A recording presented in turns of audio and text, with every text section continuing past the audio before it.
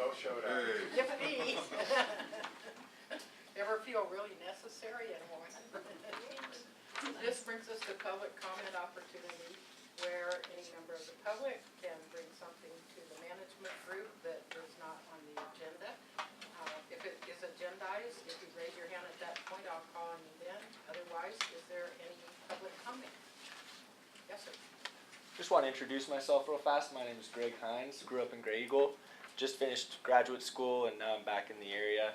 Want to thank you all for all your hard work. I've been doing my best to read up on all the draft chapters and trying to come up with some comments, but it's very nicely done and I think that so far the progress has been great. So I just want to commend you all for that and say that I'm here to hopefully be able to help out in any way that I can. What was your degree in? I did civil engineering in undergraduate and then I did environmental engineering in graduate school. Fantastic. Well, welcome, Greg. Thank you. Glad you're back in the area. Anyone else? Credentials are neighbors. Well, Oh, welcome. now you gotta behave, Russell. That's all right. It's all right. Okay, announcements and reports. Any brief announcements? The consent agenda, which is approval of the meeting summary for the meeting held April 1st. Any changes or additions to the summary? And if not, Frank noted that we should probably at the bottom of the first page just say that the management group welcomed the opportunity to participate, and that was in response to Trina's announcement about California Water Policy Conference. super. Do I hear a motion to approve with that addition? Russell and Roger. All in favor? Opposed? Okay. The action agenda, item number 1 is a project status update. Go ahead. Thank you. So on the memorandum of understanding, the Cruz County Council has finished their review and it has been sent to Butte County for their review. Randy, did you have anything else? Craig didn't have any changes, so I forwarded on to Vicki Newland to be forwarded on to Butte County Council. It was, I think, pretty much Butte County Council's document, so I haven't heard anything back, but I don't think there's going to be any issues. That's good news. Be nice to have that. Ink. Of course, I know Bruce Alpert too, Butte County Council, we'll see where he goes. On the budget and task update, we are getting down to the wire on the budget, and we're about 80% on both. You'll notice that Geofood Resources isn't here with the tech support. Their budget has run out for meetings, and that's because we've now exceeded the number of meetings that were in the original contract. So Randy and I are doing the best we can with recording and the live feed, so hopefully it goes well. As far as stakeholder outreach, there was an Upper Feather River Water Workshop held on April 4th, and I was not in attendance, so neither was Randy, so if there's someone that wants to provide an update on that. I know that Burkhart presented on the community vulnerability study, which was an initial presentation, not on the whole study, but on the approach and the disadvantaged communities they were going to be working with. Okay. Anybody want to volunteer information on that subject? Seeing none? Okay. There are a couple of studies that we are undertaking, and I have them on the list, on the agenda to discuss a little bit later. I will say that the Forest Water Balance Study, we're expecting that to be presented to the management group at the next meeting. I can talk about the well vulnerability study at the agenda item, and then the disadvantaged community assessment was completed. That was the one that was presented by Jonathan Kusel at the last meeting. There will be some minor updates to the disadvantaged community list that we'll be working through with the counties as we're doing our next phase of outreach with the DACs. And that's all I have on that. Okay. Stakeholder outreach updates. There's not a lot to talk about as far as updates on the work group's efforts. They're just continuing to review chapters and sending those out to each of the work groups and collecting those back. I believe that the tribal advisory committee met earlier this month. Monday. On Monday. And I don't, would you like to provide an update on that? or- Sure, I would love to. At the last meeting, you know, I had stated that we really needed to follow up with the Butte County tribes because we hadn't had no participation. And so the following day, I contacted Chairman Ramirez of the Mechoopda tribe, and so now the Mechoopda tribe is currently in formal consultation with the county government. And as another result, Craig Marcus, the tribal administrator from Enterprise Rancheria in Butte County, was on our conference call and was pretty helpful on Monday. And so that's a dynamic that we'll continue to explore as we're looking at the political lines between Butte and Plumas County and the county governments. We're also looking at the political lines between tribes in that convergence area also. But we really want to make sure that the Butte County portion, Lake Oroville, Concow, Feather Falls, is well represented in a water plan because they're incredibly tribally, culturally significant. Thank you. That wasn't my view down in that area? It's Maidu, but they're different tribes. So Mountain Maidu pretty much goes down to Pulga, Oh, and so then it becomes like a tribal political division, you know, a place. And so the Mountain Maidu certainly don't want to try to represent any other Maidu people. That'd be like you going down to Chico and saying, do this. Well, he Doesn't work out so well. He'd probably try He'd it. do it. Well, a lot of tribal Probably people. not. University, you tell them what to do, right? probably not a good example, but I understand your metaphor. I really do. Probably not with me, but okay. And it's the same tribal conversation that we're trying to have. Oh, and the other tribal update is through the process of looking at the disadvantaged communities, the RFP is going to be coming out through that. And the tribes really haven't been engaged in those processes. And so, like Leah Wills is at the meeting in South Lake Tahoe today to discuss that at a regional level. And so I've been telling the people there at the meeting in Placerville and other places that the tribes need to have the same conversation because the capacity is up. So I spoke with Jim Brennan from the Sierra Nevada Conservancy, and they said that they will support tribes as far as mileage and paying for travel expenses and food to have regional meetings specifically to figure out how to engage in the IRWMs at a regional level. So that's kind of exciting. That's great. And nice of the Conservancy to be willing to do that, to Yeah. support that. Just wanted to point out the most recent chapter review schedule. Since the last meeting, we've released 3 additional chapters, and then we've collected 2 that we'll be going through today. So this is on the website, and all the chapters are posted there. Super. Anything else on stakeholder outreach? Okay. Proposition 1, disadvantaged community involvement coordination. So this is, I won't go over it again unless people don't know what this is about, but this is just a kind of continued update from the last 2 meetings about the most recent Proposition 1 RFP that's come out, and that's for the disadvantaged community involvement. It's still out in draft form. I don't believe that they've released a final at this time. The website doesn't have anything.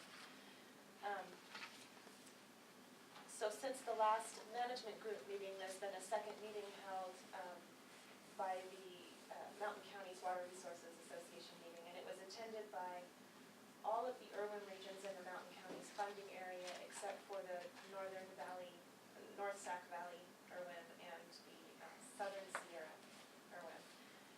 Basically, the Mountain Counties Association, it's confusing because they sound so similar, but the association put forward a proposal with a structure to pursue the RFP, to be the project manager, and to and a decision-making process, and that is in your packets. It looks like this. It's on page 21 or 22 of your agenda packet. It wasn't very well received by the IRWMs. There was a lot of concern that the Mountain Counties Association was putting it forward as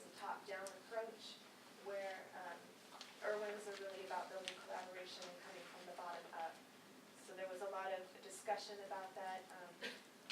I heard later that the Sierra Business Council pulled out as the funding partner for that.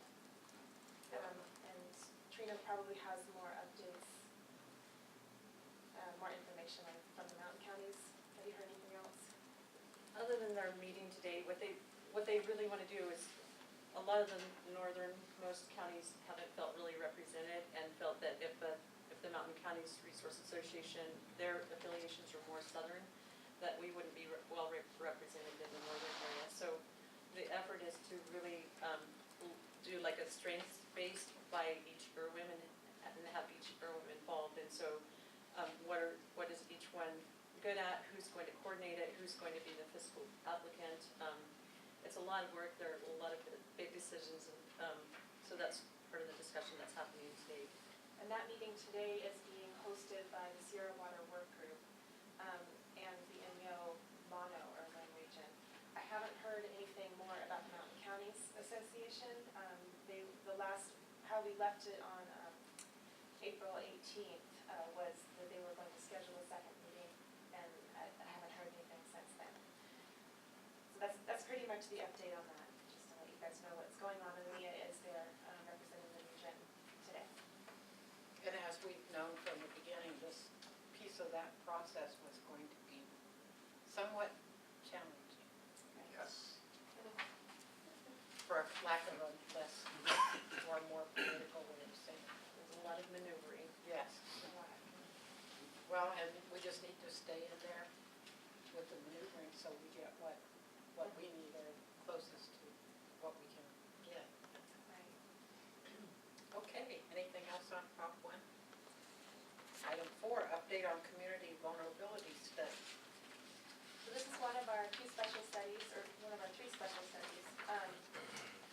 I wanted to start out by saying that we kind of have two parallel DAC outreach efforts going right now. One of them is being led by Burkhart, and that's this community vulnerability study that I'll give a brief update on today. The other one is Trina and Leah are working on a disadvantaged community outreach effort to each of the DACs, 23 DACs that are in the region. And it's a three-step process where they will be making contact. They'll be doing a survey with the DAC, the community, and then there will be a discussion about projects and what projects that they may need in regards to their water and wastewater systems, and then what has been missed in the project solicitation process. This is specific to the DACs, and this is based on a list that Jonathan's crew put forward in their socioeconomic report.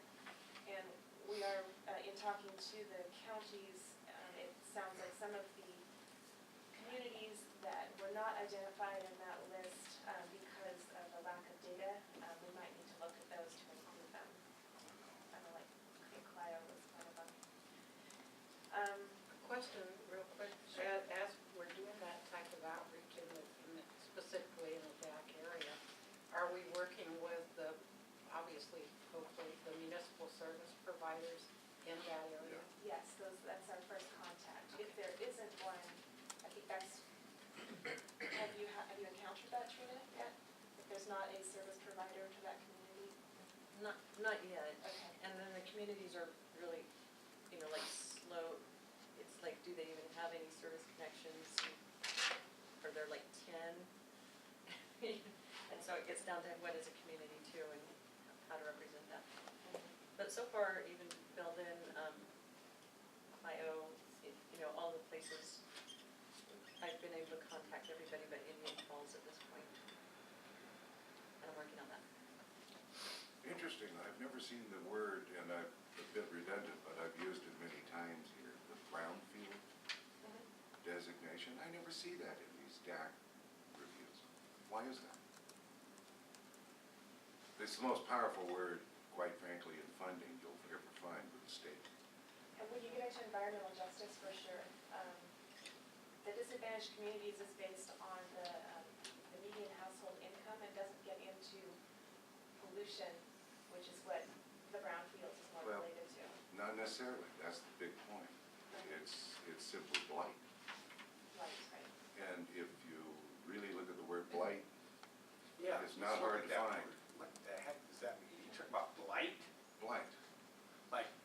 not right? something that happens on a pear tree, though.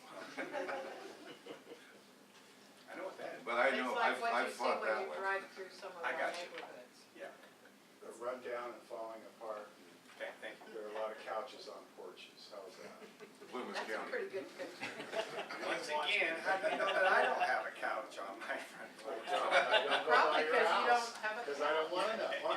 We drove through town the other day with a mattress and a box spring in a trailer. You cannot believe the throng of people that, what are you gonna do with that? Well, it's getting moved to another house. Oh. Well, that was my lucky day. I honestly thought it was hard to get rid of mattresses and box springs, and meanwhile, we got people coming from every direction trying to get them off the Christ, they were trailer. cutting us off the road. Told me about, something about our Jeff, economy. on the brownfields, isn't that a specific designation? I remember working in Butte County and Oroville having some of those brownfields, old industrial areas that were basically abandoned. No, it's such a broad description. Let's take Chico, for example. Effectively, all of South Park Avenue, most of Park Avenue qualifies as a brownfield. Now, you could say there was industrial there, but yeah, there were some machine shops, there were retailers, there, you know, all kinds of things. But that's all a brownfield. Basically, the And answer, then the money comes up. right, because this is a Department of Water Resources process, Department of Water Resources has a defined disadvantaged community, which doesn't include a brownfield discussion. Okay, and that's what I was just wondering if it was precluded. I'd throw it in there anyway. Okay, I'll Well, add it. one, and it's too bad that Bill News and Paul aren't here today, because I'm interested, because we had selected the Sierra Valley communities of Loyalton, Chilkoot, Benton, Sierraville, Calpine, everything in the southeastern part for further study. And I wish they could hear that, but how is that study going? Where are we with it? So we have a preliminary draft at this point. I'll just go back and let folks know what the study is a little Sure. bit more. So this study supports one of the tasks for disadvantaged community outreach that's in our work plan. It identifies the disadvantaged communities, and then it goes into analyzing their vulnerability to groundwater pollutants. So you'll hear it, the other name that it's being called is a well vulnerability study. It's the same thing. It's assessing the nitrate pollution risks in high groundwater areas, and that's specific. Do you see brownfield connection here at all? Yes, I think so. Because a brownfield is what typically precipitates most of these problems. I'll work that word in there. The study is focused in Sierra Valley. A very similar study was done in American Valley a few years ago, and this builds on that. It's called a drastic study, which is a methodology that was put forward by the Environmental Protection Agency. So it's building on that study. 9 communities were reviewed, nine disadvantaged communities, and of those, 4 were selected for more intensive analysis. As Sherry noted, it's Loyalton, Sierraville, Calpine, and the Chilkoot Benton area. And the study has been drafted. Burkhart has released an administrative draft that's being reviewed internally, and it's been sent to those communities as well as the counties for review, and we're waiting for comments back. So I've reviewed it, Lumus tweaked it, it's out there. And so the purpose of that task is to incorporate the drinking and wastewater treatment needs of the disadvantaged communities in the plan, and that's where it ties into the effort that Trina and we are doing now. I talked about that approach, but this is going to be really important for the projects that come out of the next round of funding available from Prop 1, which is the disadvantaged community projects. So this first round is for involvement, the second one will be for projects, and that's supposed to come out next year. And it will be focused on the water and wastewater needs of disadvantaged communities in particular. Question. Well, Did you select nitrates only to look at? It is focused on nitrates, and that was developed as part of the work plan. Is When that we got the because grant. you're, When we got- of the communities that you're using in Sierra Valley, that would be the most prominent? Robert, what went on is when we put together the work program, the focus was on nitrates at that time, and I think you're maybe talking about the arsenic issues that are creeping up for everybody. And Really uranium what- developer? Yeah, it really wasn't on the radar screen when we put together that work plan that DWR agreed to, so while it's not comprehensive in those other areas, at least it focuses on that. And you're picking up some nitrate issues, I think, in the surveys? Some, especially in the Sierra Valley area because of the high groundwater levels and Sierra Breaks, Loyalton, Sierraville. So that the other part that what she's doing is finding him through the survey, the nitrate issues. As part of the Proposition 1, the new guidelines, there's also, they're requiring a discussion of nitrates and the effects on the groundwater and drinking water. And as part of that discussion, we could wrap in the other constituents that you're talking about. I think that would be good to include in that water quality discussion. Yeah. Maybe Upper we could Feather, talk.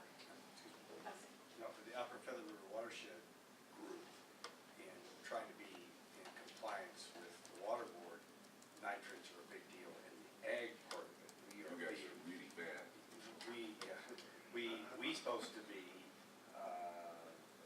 responsible for doing individual producers or have a nitrate reporting process, so we're getting some concerns from the water board on that side of it too. And of course now we're gonna have, which I start saying, okay, where's the nitrate come from? Is it your septic tank or is it my range? And so that's where we're gonna see, Or Do you have the migrating geese? migrating grease. Do you have the peripheral testing yet up here? When I say peripheral, I'm fighting farming issues in the valley, and Well, the idea is you gotta drill monitoring wells around your property.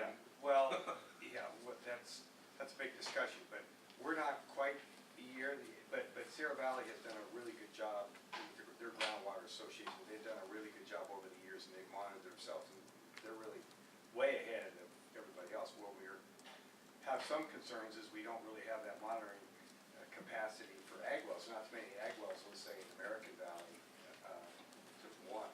And then there's not very many in Indian Valley because they get all kind of district water. District water. Yeah.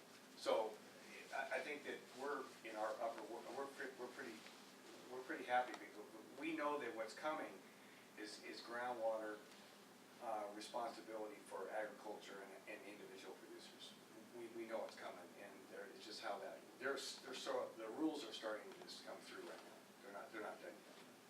Just a real brief note on that nitrate issue and why it is such a biggie. I've got friends at the upper end of Fed EPA, and they showed me the maps of the nitrate prior to the explosion of the ethanol program, and post-ethanol where you're promoting the hell out of, rapid growth, quality doesn't matter. And now there's this massive plume, and it's statewide. Not, I say state, statewide. It's just huge. We're burning the ethanol fuel? From just pouring nitrate as fast as you can on whatever you can grow to get the production, get the tonnage. Okay. Well, just to be, we're a low impact area. We don't grow corn in our. Yeah, no, ours is not the problem, but that's what's Right. precipitating And this actually, Fed very few of action. our producers use even any nitrogen at all. Most of these mountain meadows, they don't see there isn't the economic return. So we're actually pretty happy that that's. But this is what's driving it. Right. Oh yeah, absolutely. Not Yeah, us. Yeah, that's a big difference. I won't get too much into my little world. My world has stopped talking.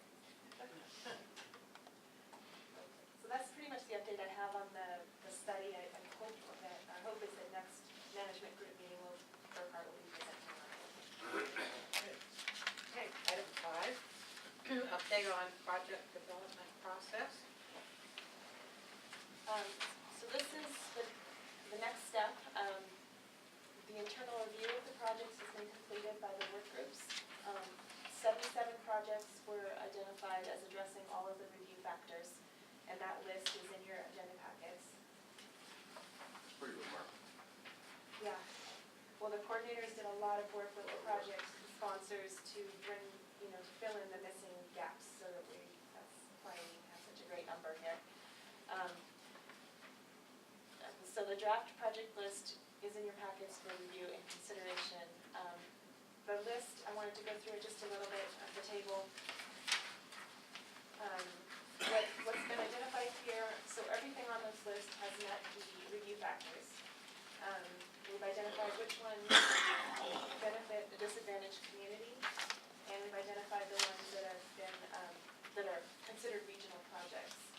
The integration potential, the last column here is specific, the ones that are marked are the tribal integration. We also have established keywords for each of these projects that link the projects together so that you can pull out, for example, infrastructure, you can pull out all the infrastructure projects. And that's kind of a step further, a bigger picture integration effort. So at this point, I think the next step would be to release this list, once the management group is comfortable with it, to maybe release it for public review similar to the chapters. And then see what comments we have, what feedback we get, and develop next steps from there. Jim and I discussed this just before the meeting, and we were of the opinion that we've all looked at these through the very beginning, through the process, and that if the group today gives the blessing, what she's proposing to do is put it out for general review by the public. So, anybody have an opinion on that, or want to make a motion to do so? I think it sounds great. It's time. Was that a motion? It's a motion. Is there a second? A second. All in favor? Opposed? Okay. Your option was to have a bunch of meetings on it, Louise. Oh, no. Good thing you didn't tell After us. you made that decision. Good thing you didn't tell us going into that, because we surely would have not decided and had no meeting. I could Okay. sense that one. Anything else on that? So that's it. We'll go ahead and post it on the website and send it out to the stakeholders and work group for review. Good. And with that, I assume it's okay if individually we also publish it to people that have an interest. Right. And we will be sharing it with Butte County as well as part of our MOU. It gets put in to coordinate those projects in the area throughout. Yeah, good interface. Good. Okay, that takes us to number 7, draft land use and water planning chapter. I think we skipped number 6, Uh-oh. the regional water issues chapter. Okay, let's look at that one. Maybe I just don't want to know about regional water issues. To go through the steps through the process again, these chapters are developed by staff, drafted by staff. For the regional water issues chapter, the basis was the issues identified through the work group efforts. So every issue in here was identified by one of the work groups. It is broken out by work group, so it's clear. I will say that there are issues that were identified by different work groups that had different meanings. So water quality identified by the municipal services work group had a different intent than an issue identified by the Uplands Forest work group, also called water quality. So there's the issues identified and then a discussion of the intent behind that issue. And then the other thing that was incorporated into this chapter was discussions that were held here at the management group meetings, and that was primarily the capacity piece of the chapter. So that it was reviewed internally by the coordinators and staff, and then released for work group and stakeholder review on March 10th, and then the 30-day comment period ended April 11th. We received 4 sets of comments on the document. Something new that we have started, and this is to increase transparency and to keep the management group apprised of all the comments that we received, is that we are consolidating all of the comments received into one document and sending that to the management group, so that you can see what the comments and concerns are. Then Randy and I review and address the comments, and then that is what's the document that's in your packet today.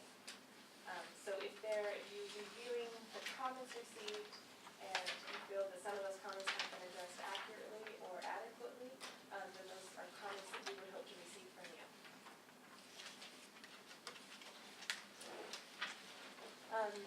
As far as content, a discussion about regional water-related issues as required by the Property 4 guidelines. It's not required to be a separate chapter, but we decided to do it that way because it's lengthy. It's a 21-page chapter. It would have been difficult to incorporate into a regional description, which would have been another option. The issues are tied to the objectives, and they also provide the focus for the implementation projects that were submitted, and then we tied them to the management, or the resource management strategy recommendations also. So they're all tied together, they're all linked, it makes a stronger process and document. As I noted, they're organized by work group. Also in this chapter is a discussion of capacity, which was identified by all of the work groups as an issue. There are various meanings and levels of the capacity issue. What we decided to focus on was more of the grant-driven capacity problem. So it's the staff, the expertise, the information, and the funds necessary to complete grant applications and to implement the projects through the grant process. And then finally, there's a discussion of conflicts, which is conflicts in the region related to water resources, and that's another required discussion from the Property 4 guidelines. So one of the things you should be aware of was on the issues that were identified by the work groups, even though there were comments received on some of those, we didn't change those issues as the internal review between them and I. And that's because the issues were specifically worded a certain way and collected from each of the work groups. We didn't feel that it was right to go and change those because they were developed at that level. Do we any bite out of the college kids working on any of this? Not yet. They're not at that level. I'm not speaking for them, I mean, that sounds kind of crude, but, you know, to do the kind of work you're talking about is goes up the academic ladder. Yeah, no, I was thinking at the grunt level. Yeah, but even that, the grunt level on the academic side. Yeah, okay. Usually graduate students are, if you ask them, they're grunt, you know, they're doing the grunt stuff, so it's usually at that level. We're not there yet, but we're getting there. With our 4-year tuitions, not on. One of the things I would question, because we are everywhere hearing capacity. And as people that were at the meeting that I held yesterday with some of the Fed people, again, that was one of the major things that we discussed. As we've gone through this process, is anybody coming up with suggestions besides throwing money at it on how to build that capacity? Or, in other words, we clearly identified a huge problem. But so far, I'm not hearing anybody really coming up with any solutions. And truthfully, over the 20 years that I've been involved in special districts and nonprofits and God knows what all else, the idea of even when you have money, hire a grant writer, we don't even have really well-qualified grant writers available in this area. So it's still not a solution. You know, I realize that there are some like, say, Calneva, RCMD, that can work on that type of thing, but of course then they expect to get paid and admin and so on. Well, that's why I was also thinking of Chico State, Exactly. because they do have a curriculum at that level, They're, if we solicited. And that would be one of the only solutions or potential. Yeah, and that looks good on their resumes. Well- They work cheap. yeah, you just, that really is kind of interesting because I think you've mapped out where we see this all going. There's going to be this black hole that we're headed for, and the black hole is when OMA leaves. That's right. So when you go, now we go, okay, That's nice. here comes the money, and then when the money might get here, we're gonna say, well, Randy, who's gonna go get the money? And who's And going we don't have that, that's our black hole. And then we go, where's UMA? Yeah, we want to put that.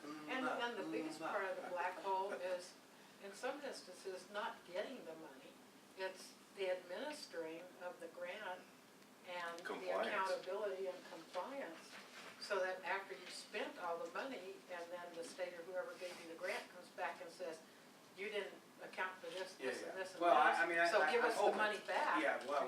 we can, write those into our grants. That, what I see is, my immediate issue is when we put our plan in, and then the black hole begins, what are we all gonna do? We're gonna meet, and let's say we see potential funding opportunities. What are we supposed to do as this board? Do we supposed to go, all right, Jim or Bertie, go apply for it? I see, I think we need to start talking about this a little bit more I do too. at the end, because That's that. your wallet, that's what we're talking about. Yeah. Yeah, it really is, because we have no funding mechanism to get somebody to get us the money that we could, at least if we had an opportunity to get a grant, we could try to write some of your concerns into it. But we haven't got anybody to even apply for it, so. Well, and that's why I think that linkage to CSUC is critical. Well, we're gonna have to do I something. mean, not like put it off forever. I mentioned it to Trina a long time ago while she was still taking classes. That there is, and you know the bureaucracy of that academia. I was gonna say, there's gonna be a bureaucracy you're gonna have. Oh, no, listen, I used to use their interns. I did it as a, It's incredible. It's not a Suffrage. solution, but I do have to give Flinders County a pat on the back, because it was Leah Wills and I, working on the grant that got us the grant for this, and there was no funding for us to do that. It came out of the general fund for Flinders County. County's investment. yeah, Yes. What about, a few weeks ago, we had a presentation from a woman that was an actual grant writer. I forgot her name. I don't remember the name. Was it Katie? Katie. Katie, I Burdick. believe. Katie Burdick. I mean, she did offer her services too, so that might be a resource. I know she said so. So, just an FYI, she could be a resource. I was gonna say, it's still, there's this thing in there. it's not much different, we have UMA. Could do you're it right. too, but, Yes. it's that other side of it. It's so. nice, but she's not that. She likes to pay her rent like groceries. Yeah. Yeah. I just wanted to say that that's a big part of the discussion at the Sierra Water Work Group, workshop that's being held in South Lake Tahoe today. So hopefully Lita can come back, and it's gonna be a roundtable discussion, I think this afternoon, where they talk about the various, RWM's approach to how they've dealt with this issue. So maybe we can ask Lita to give us an update next time. Yeah, especially when you're talking 72, was it? 77. 77, I mean, that's not like writing a grant to get this started so you could multiply it by 77 times. What do we have in the Prop 50? At least 8, maybe 10 total. I think it's 8 or 9. And that's a $7 million grant. And that's been a beast to even administer. How much money is total in the whole? That one has $7 million of grant money that came in on Prop 50. Nobody, I haven't got a phone call from the government yet. If they want my opinion, of course they don't. Is that, frankly, I think each one of the management groups, each one of the areas should get just a flat out, $100,000 or $200,000 to every one of the management groups and say, give us your best shot. I don't know why that's so difficult. That makes total sense. And That's why. That's why it isn't gonna happen. Okay, I'm sorry. Well, Excuse me. that is a strategy. You're, That's an you're oxymoron talking there. government, I work for the government. Of course I do. bureaucracy. That is a strategy that's been identified in the California Water Action Plan, and one that is being discussed, at the state level.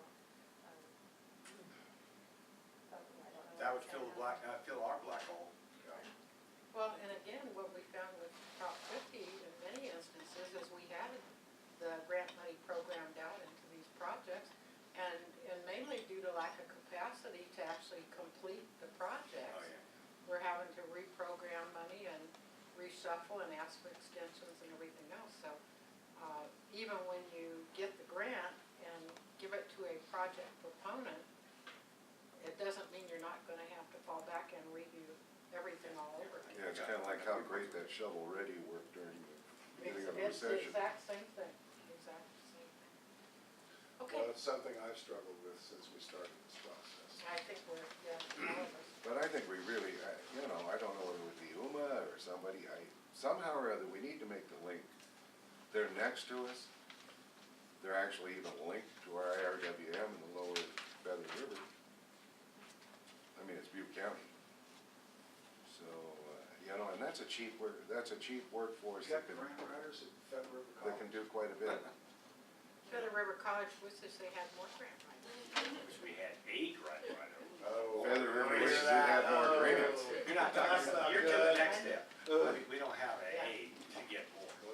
Well, and that was the point I was trying to make when I started blabbing away here, is that my observation over 20 years is we don't have the talent here, so anytime we get a potential to look at, maybe this is a grant that would work, first thing we're gonna have to do is go research finding a grant writer to even put in for the grant, much less go beyond that. Well, you have a new president, so you have a new paradigm operating at CSUC now, one.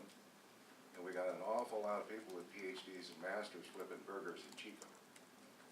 And they probably wouldn't mind Having a job. participating in something, even if we had to like throw a few bucks on the table. I was curious, personally, we've used our engineer, has done a lot of work on proposals and the one ARA grant that we did receive. And I would think most districts would probably have an engineer. He's not on our payroll, but when we have a project, we send it out to him. It's not that much money considering relative to the overall project. It's just you what gotta he might fund it. receive. Okay. His I mean, so language- that's what goes on the table now, the funding of all this grant writing to go after all these grants. You know, I think one time we, got somebody behind. This is me. No, I was just gonna make a comment, that I think, the area does have some talent, but a lot of them are all tied up in nonprofit. I mean, there are people up here who are rock stars about writing grants and have, and I know there have been some, I don't know if Kathy Raymeyer is still around. There are people who were professional, we had used them in the past, who were writing very large grants for people, and Kathy may have phased out, but she's local. And then a lot of our other people are tied up, but there are people up here who do Why don't we do professionally a write and get funded. You know, you're probably looking for someone that can really devote a lot of time on the water issues and become familiar with it. But, I guess in the essence of always, when I hear that people say we don't have local talent, I guess I would argue that we have local talent, they're just they're maxed out, and they're also tied to organizations that have become very successful because they do write grants very well. But if they're maxed out, then they're But I kind guess of, my point is, you know, there may be a way to Yeah. cultivate it up here as well too, because you have a base of people who do it, and it may be just getting the word, you know. a solicitation. Exactly, once this gets I out a little agree. bit, realizing, and I don't know, I mean, Kathy may still be on, she was someone who was actually quite, I mean, you have Well, to pay her, but. But now all of this is going on record. It's a great time to simultaneously solicit talent that wants to help. It is a skill that can be learned. Sure it is. I mean, I know a lot of these people that you're referring to. And they're Yeah, and templates. they all started, they were here and they didn't know how to write a grant, but they learned. And most of this stuff comes in, I mean, it's like templated. This isn't the first grant that ever got written. And there's trainings that come around occasionally. I think Sierra SNC Valley did one. Conservancy did some local I just- training. yeah. Yeah, just that was saw- a very good training. Just saw a couple trainings on it. Yeah, I could only participate in the first day, but But it sounds But- like we're at the cusp of needing to get on this as we're winding it toward these dates. But it's a good point that the people that are good at it are, get busy really quick. You Yeah. bet. Yeah, but it's capacity that can be built. this was a I hear all the concerns. discussion at the working group meetings when we started, and from my standpoint, I think it's matured to you guys of having this discussion, because nobody really wanted to approach it much when we first started this process. What about the capacity issue? And there is curriculum in the university level specifically dedicated to writing grants. I mean, that's, how does everybody operate anymore? Grants. Well, that's the reality we're in, is the government's role of redistribution of income goes with grants. That's right. Send it upstairs and get something back maybe. Social engineering. Sorry, just had to say that. I'm restrained, Madam Chair, I'm just restrained. I appreciate that. Yeah. Besides, don't You're forget, I turning got red, the, Russ. Yeah, oh, yeah, that's right, I yeah. got the hammer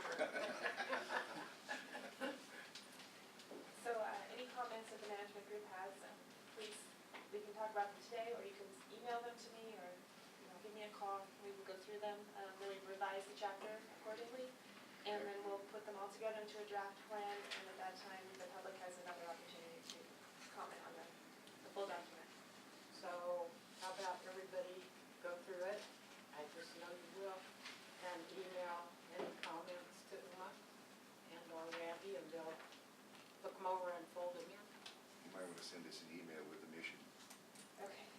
A reminder that we need to Right. do it. Okay. You promise.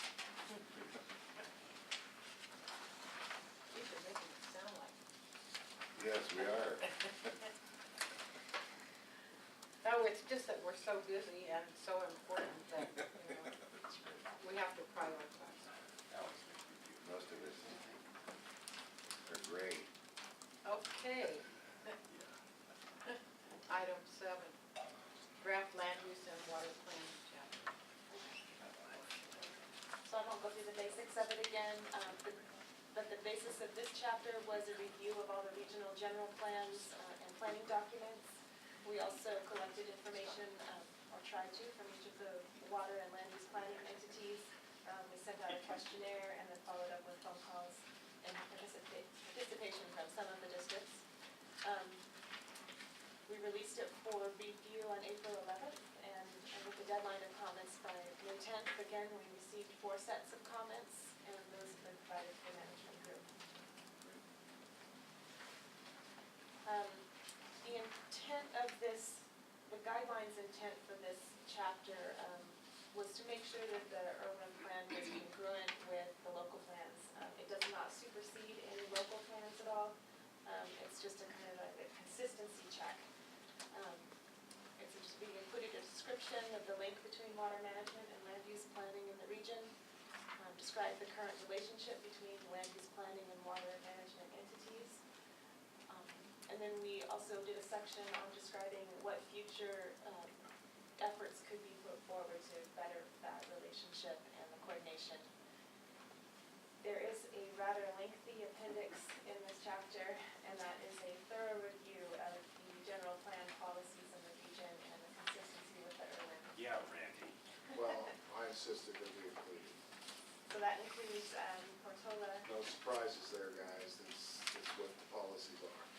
Well, and I think it's Yeah, really it's important. good that to you get include it.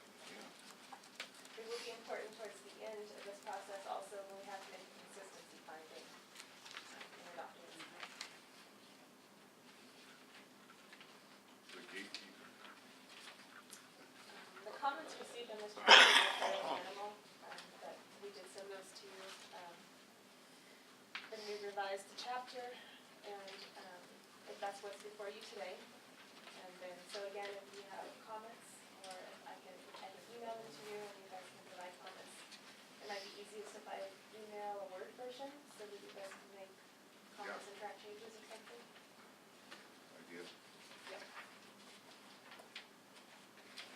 Our spam and Norton won't throw you out now. You're recognized. Well, and I do want to compliment you and the working groups and everybody on this, because this is a key element of the whole plan. And looking at it really does reflect a real high level of work and commitment, coordination. And I'm impressed with it, actually. See, I told you it was a good idea to include all those policies. Right. Well, because as you said, there has to be consistency between all of these things. Or the first controversy that comes up, it'll say, well, here you said this, over here it says that.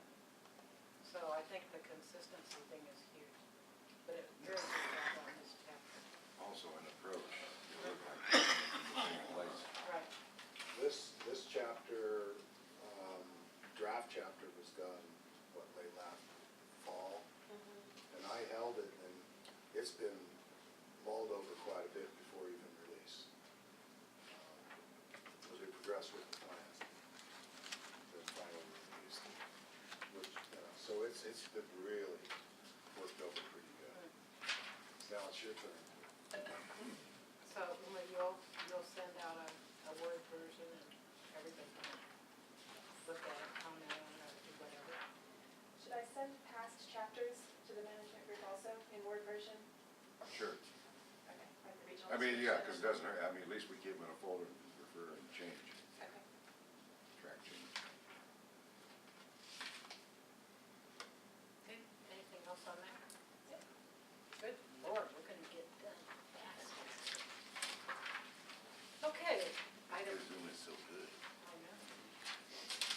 remember that when a contract comes up. I will, I already got that Where's Uma from. Yeah. We're gonna get t-shirts. Yeah. Where in the hell is it? Bumper stickers. Yeah, that's right. Item Gonna A. embarrass her. Already are. It's too late, I think. Yeah. Bless you. But better to be embarrassed by compliments than by True. insults. Item 8, Sierra Water Work Group Memorandum of Understanding. So the Sierra Water Work Group is a nonprofit organization whose primary function is to promote and facilitate the interregional cooperation and communication between the IRWMs in the region. And their region is not limited to the Mountain County's funding area. It does include the eastern side of the Sierra, and also it goes a little bit north because they have members up in the upper pit area as well. But they're based in South Lake Tahoe, or in the Tahoe area. We're in the Auburn area, I can't remember. I think it's up in the Tahoe area. So these are their main goals. I guess I should let you know what you're reviewing this for first. What's on the table is consideration of signing on to the MOU with the Sierra Water Work Group. So I'll explain who they are. Yes. Signing on as this Yes, IRWM. Okay. They have members from, I'm not sure how many urban regions, but there's quite a few, 10 or 12 regions. So their goals are coordination of local and regional water plans, to exchange information and tools for water and watershed management among the stakeholders. They also are an information source for state and federal water policy issues. And one of their goals is to get more funding into the Sierra region, and also to advocate at the state and federal forums for the region. Under their advocation, how far south do they go? In Yomano, and then I think they Okay, go nice. as far south as I don't know if Southern Sierra is a member, but I think they do reach down there. They do an annual conference for IRWMs that the Upper Feather region has been represented at, Leah and Randy and myself at times, and Trina too. And they also do coordination meetings, and they're putting together a data management system that is similar to the one that we have, but would incorporate the whole funding area and Sierra region that they represent.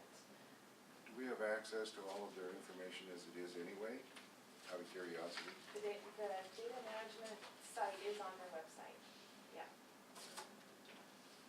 So we could participate in that with or without membership. We would welcome that. But being a member just Gives them more. solidifies it a little Sure. bit more. So, on the principles of agreement, item 6, where they're talking about a member's eligibility to take part in their decision-making depends on active participation by that member or alternate. I guess my question would be, if you sign on to the MOU, I'm one that doesn't believe in signing on to things unless you're going to participate. So, who That was what I was driving at. who is going to be our designated participant, and how are they going to be compensated for things such as travel and expenses to attend any of the meetings or conferences? And what will be the decision-making process to decide who that person is? Not only I guess that, what's making me a little uncomfortable is you have a management group, right? If a designated participant is a staff member or someone we contract with to provide services like Leah or something like that, they really aren't authorized to go make decisions on our behalf unless that issue's come to the group before and the there's meeting. direction. So I'm starting to see a little bit of a cumbersome structure, and trying to understand how you guys see, because you have been participating to some extent, how do you see the actual mechanics of this participation working? Albeit you wouldn't have to by virtue of participation, you just have to exist. Exactly, So well, they if you don't just went and necessarily, sat there. yeah, that's what I'm saying, take notes, come back, fill in. Right. So, But I I mean, it think, isn't that complex, but the cost and the time is. well, and the complexity is if you're gonna participate, you'd like to be able to participate in that group's decision-making And process, not influence it. just be a veggie sitting there. So consequently, that's why I think it's critical of which person that we would send that would not be a veggie. See the look on And her how- face. She loves doing those things. And I don't, I seem to recall that Brian Morris had a role in this at one point as the flood control manager, just so you know. When he left and you assigned me these water issues, Leah and I did go attend meetings, although we're probably more on the vegetation side. We gave presentations, but we were really involved in a lot of the decision-making. And that's kind of where it sits, although in the last couple of years, I really haven't had much of a time to even think about much of what this is going on. Well, Yeah, maybe there- you can shed some light in that since you have been there. I What types of people are going to it representing the various IRWMs? Is it people that are part of the IRWM steering groups or whatever? Or is it staff level? Or in other words, who are you seeing at the table making decisions now? It really varies, and I haven't actually seen a decision-making. It's more Exactly. about an exchange of information. That's what I was wondering, whether there are ever any decisions made anyway. That's other why I than- was wondering why they had this in here, because when you sign it, you're agreeing to it, and yet you don't. I think it's participation, Yeah. akin. I think it's more participation, and all of the meetings that I've gone to, with the exception of the meeting today to help try to figure out a decision for representation, has been informational. So you have scientists, biologists, engineers that are contracting under various IRWMs. You have IRWM leadership, you have attorneys, you have people trying to be trying to get new consultant gigs. You have a wide students, a huge amount of students, and there has been some tribal engagement at times, and like last year there wasn't as much, there was still some great tribal engagement. So it is really a wide variety of forum, and it's more a collaboration and information sharing, so they'll focus on a specific topic for that year.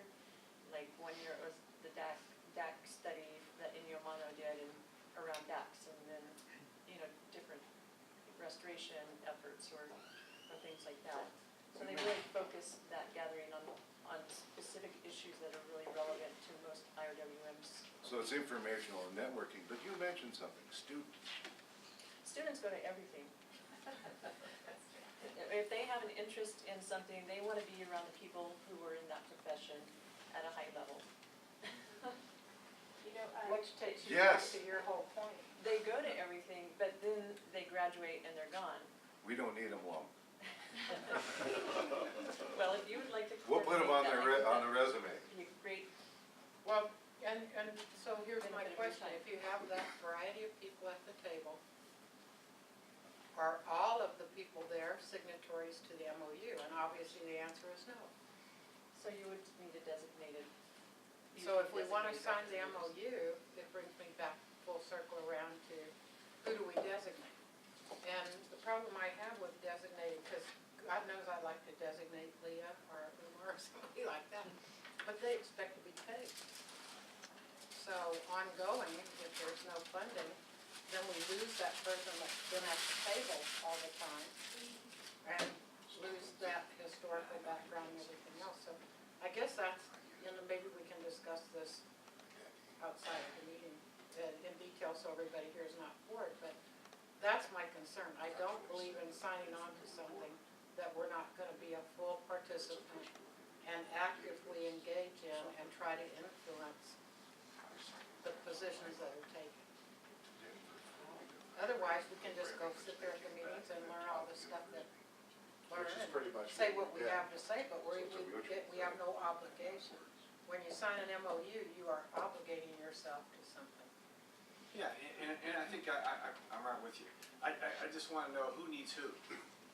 What's the, you gotta, what's the upside gain, downside risk? You demonstrated what the risk part of it is, very clear and to the point. What's the upside gain? I mean, is it good to have it on our planning process? Is it good to it's really important for have this particular organization to our planning process so that way we could balance off those issues that you bring up? But if there's no, I mean, somebody's gonna have to, because other than it's an informational trade organization, you know, I mean, it's good. I think all the things you're saying, it's good to be around the table. But It's you don't have. the buy-in, the buy-in is the MOU. Yeah, you don't have to sign the MOU to be around. Yeah, the to show table. up, just to listen, you know, so. The MOU probably just reinforces your Commitment. commitment and tightens the network. Liz Mansfield is the executive director officer. She heads it, and she said that she would be happy to come and present to the management group about it. Perfect. I could ask her to come to the next meeting. That would be great. Yeah, and what I'd like to have her, you know, say that there is some wacky board members that would like to see, well, just tell us the advantages. I mean, we gotta, you know, why should we do it? So, you know, we got the downside. No, tell us what our downside is. Or really, what do they call participation? There's participation, email, Skype.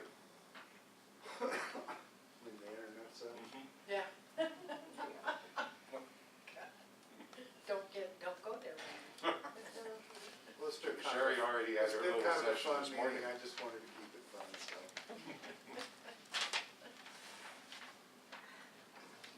I think That that's would it. be, We that would just be a held an good. early morning Skype meeting this morning, just before this. And I told him when I got here, I said, and here we were right in the middle of it, boom, it goes off. Welcome to That was technology. NSA. It probably It was the was. country. Because you were involved. There are a couple of chapters we want you to look at critically from this agenda. Of course, she's gonna send you the path.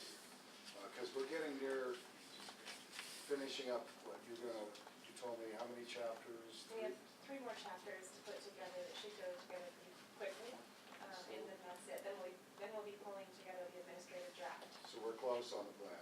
And so what's your What's your- what are the- estimated completion date for the whole package at this point in time? An administrative draft in July, probably. And when's it due? You want to answer that one, Randy?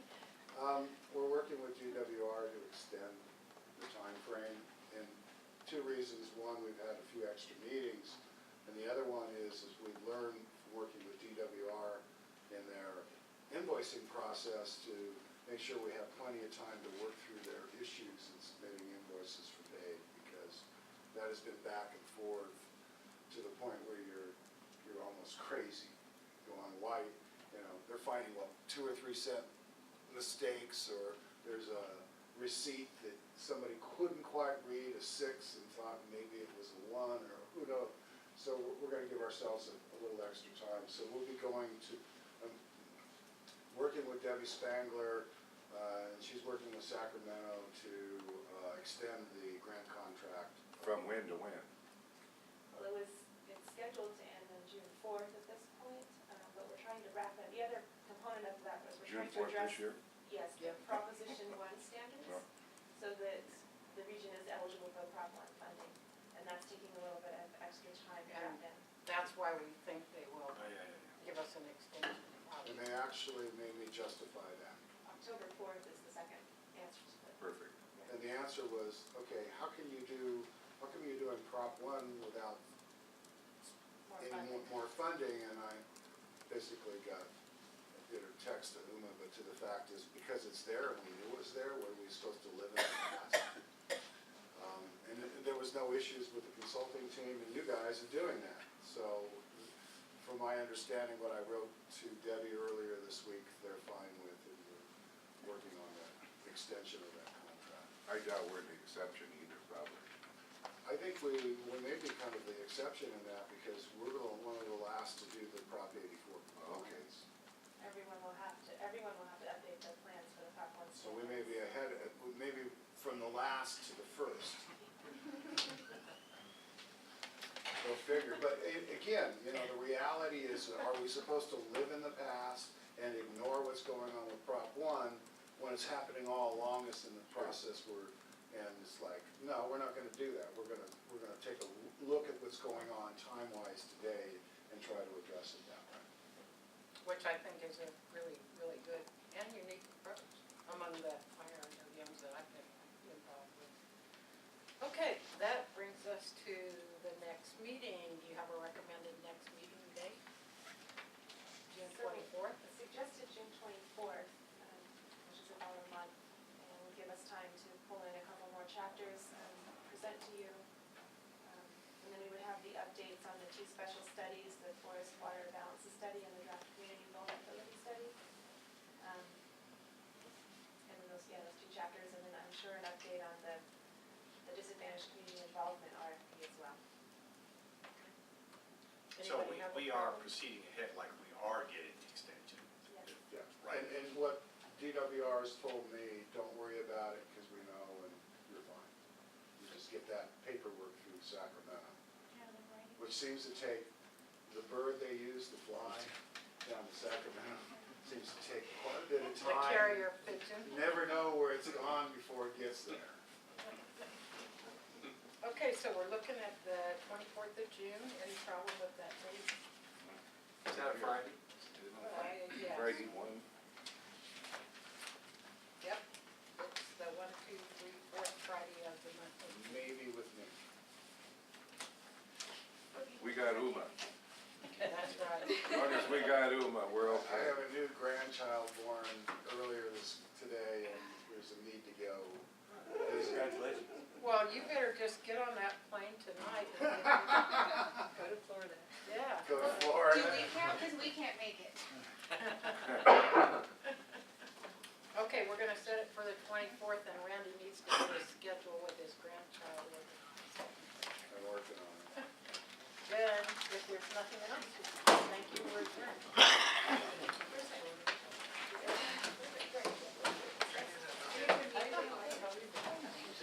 I thought, that was great, you said you'd like to see the country. I don't wanna see